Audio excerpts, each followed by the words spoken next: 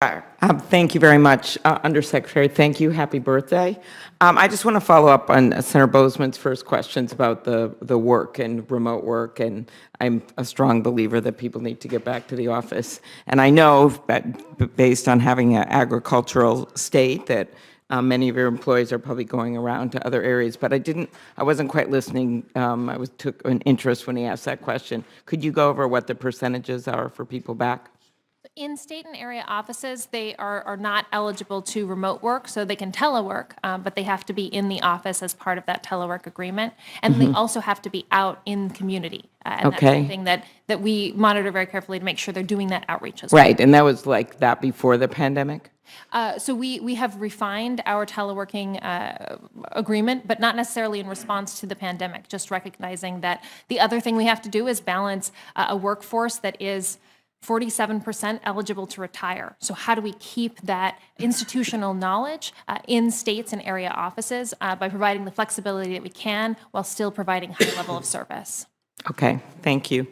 And I'll ask Secretary Vilsack about the rest of the workforce, but it's... Okay, let's get going on some other substantive issues. It's clear that biofuels and bio-based products are key pathways toward decarbonizing our economy while lowering gas prices, driving up economic growth, creating real jobs. Senator Ernst and I have worked together on the Renewable Fuel Infrastructure Investment and Market Expansion Act for biofuel infrastructure grants that was recently passed into law. We're excited about that.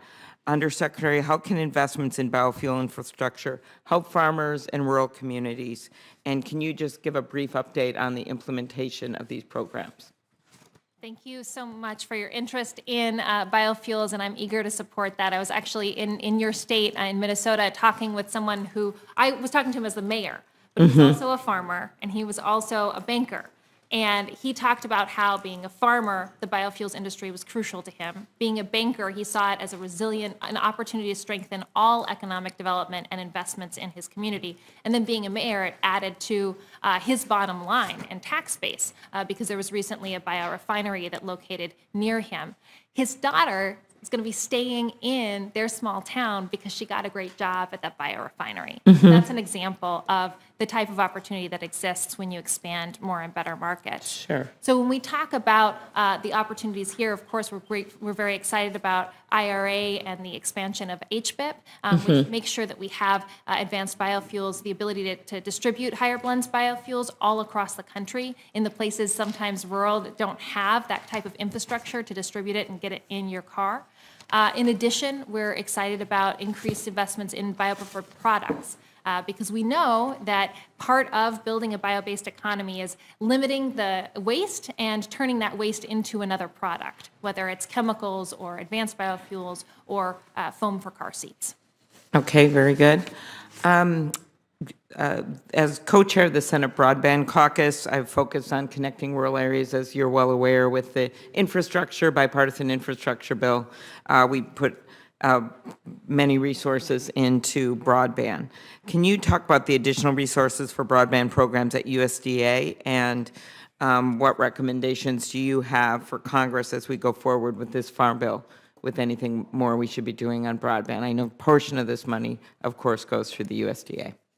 Absolutely. So USDA has $2 billion of the bipartisan infrastructure law. A point of pride for me is that USDA Rural Development was the first entity to actually award funds for high-speed internet infrastructure.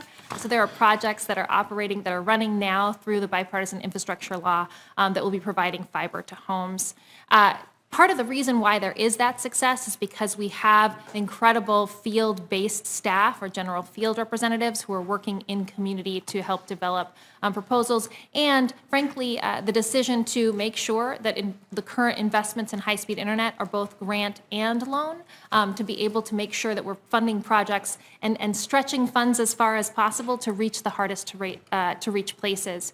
We're also investing through things like distance learning and telemedicine to making sure that once communities have high-speed internet, they also have the tools to use it well for... You know, one thing I'd also add to that, and we've done work on this committee, is precision agriculture. And Senator Wicker and I have been working on this. How can that is part of this as well. As you know, more and more our farmers are using and will use even more advanced equipment, and it helps with everything from droughts on and water conservation and other access. Could you talk about how important that is and why we need broadband for that?